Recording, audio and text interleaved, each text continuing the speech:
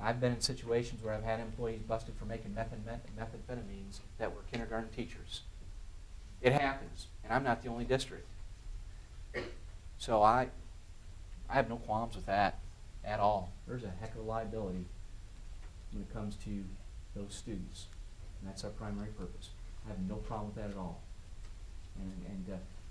Now, I think we could do a little bit more with that.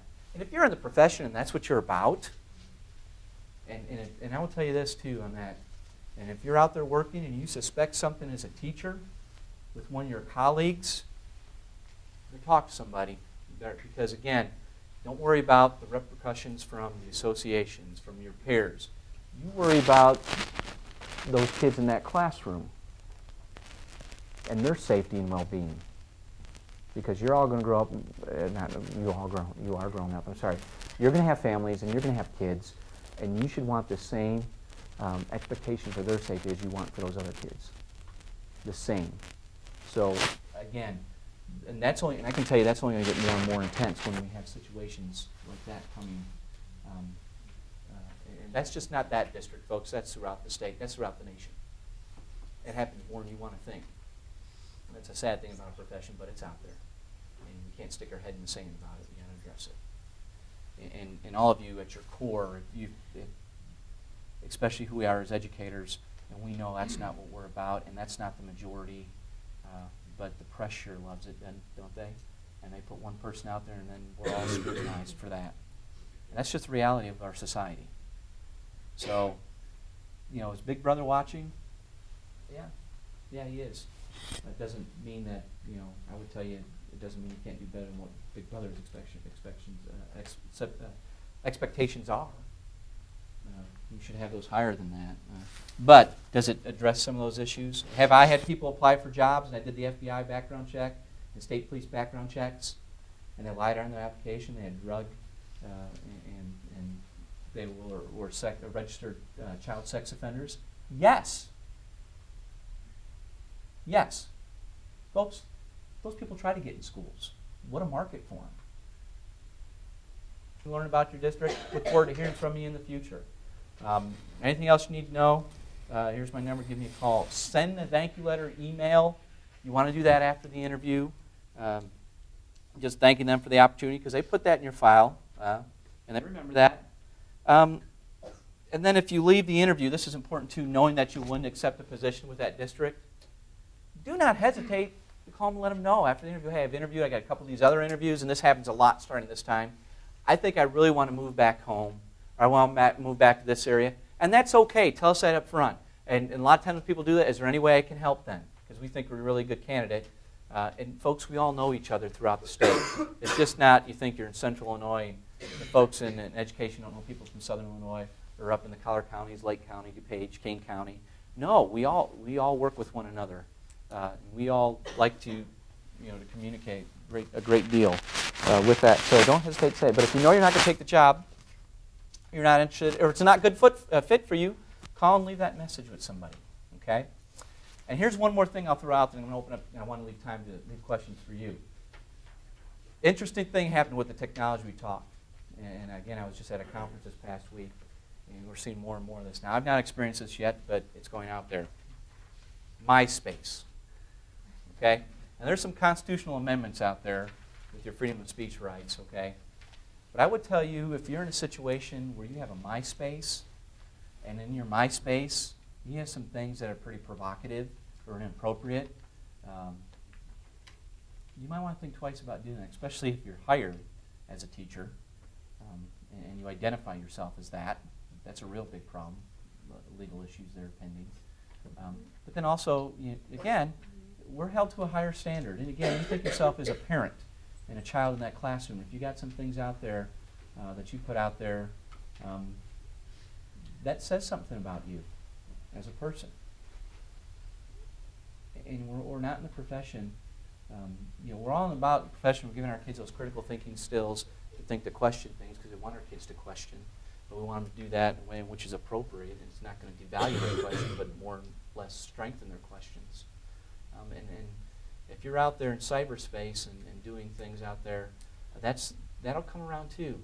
A lot of districts are now, are checking not only FBI, Illinois State Police background checks, but they're going on the internet and Googling your name, seeing if you have a MySpace and what are you putting out there in a MySpace. Crazy stuff, but it's a reality in what we're dealing with in the human resource profession. And there's reasons for that. We as a district, what I tell you at the beginning, it's the most pivotal time we have is when we offer a position to a candidate. We are making a commitment. And let's face it, if you get through your 4 years of tenure or non-tenure, pretty hard to release a tenured teacher in our state. We've made $1 million commitment. You've got to do something real bad, truly, after tenure to get released, or you have a reduction in force or your district dissolves, one of the two. So it's a big commitment for us. So as an employer, we're going to find out as much as we can through by any means that we can about a person. We sure are. We sure are. But if you're honest about it up front, that's fine. If you're not, if you're dishonest, folks are going to find that too. And that, 10 years ago, we didn't have that discussion. But I would tell you now those discussions are real. And if I could tell any a little caveat for teacher ed programs throughout the state and universities, is I would discuss that with my students going into that profession at the beginning, that freshman year. They need to know these things. Even though we make mistakes, and again, you don't make judgments on folks, but everybody makes mistakes, and you learn through those, hopefully. But if you keep on making those, you gotta wonder about marketing yourself and how much that's going to help or hurt you in getting a job. That's everything I had. Now I'm going to open up for questions that you may have. Yes, back here. I have 3 questions. Yes. First, what kind of questions would you suggest? What are good questions to ask? How do you ask? What's the best way to ask for salary and benefits? And what is absolutely the worst questions you could ask? Okay, best questions to ask. Especially if you're in a content area, let's say you're elementary, and let's say you research the reading scores and they're really great on their AYP, their state assessment. I saw that your reading scores, 83% of your students are scoring at or above state average. What are you doing in your reading program in 3rd grade? What strategy are you implementing? That's a great question. That shows me a couple things. One, you know that reading is important in 3rd grade, elementary, big one. You've researched the district, and you're inquisitive. You want to know what's going on because you recognize that. And the same thing, let's say the scores are bad. Okay?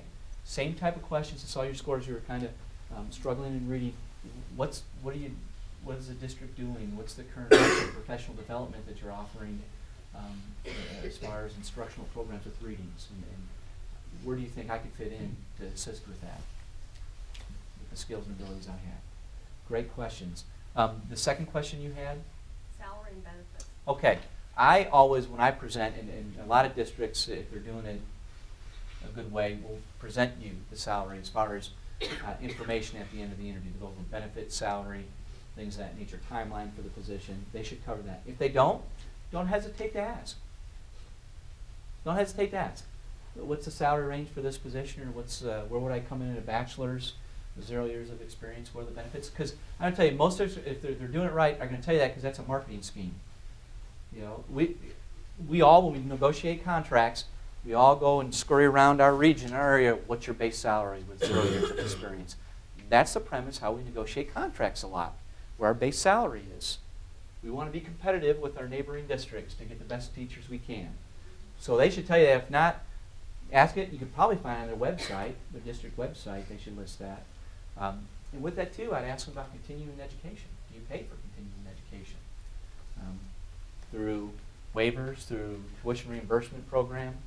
I'd ask that question too, because that's key. Because folks with certification, as you've experienced, and I feel sorry for you folks, you've been in this 4 years at least, it's changed in the 4 years that you've been through it. It's going to continue to change, so you're going to need more endorsements, you're going to need more education, and how's the district, you keep your certificate endorsed in the area, subject area in which you're at, or want to be at.